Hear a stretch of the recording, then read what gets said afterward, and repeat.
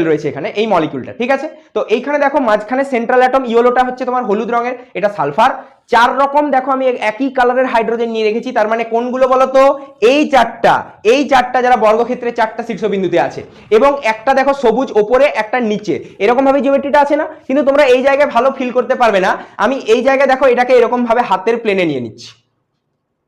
এই দেখো ভালো করে দেখো এই জায়গায় কি আছে, দেখো এই জায়গায় আমার সেন্ট্রাল অ্যাটম সালফার, এবং এই 4টে যে হোয়াইট টাইপ অফ অ্যাটম রয়েছে, মানে 4টা যে এই ফ্লুরিন গুলো আছে, দেখো এরা কিন্তু আমার হাতকে টাচ করে একটা পুরো বর্গক্ষেত্র ফরমেশন করে রেখেছে, দেখো মানে বর্গক্ষেত্রের মতো ফরমেশন করে রেখেছে, তাই না।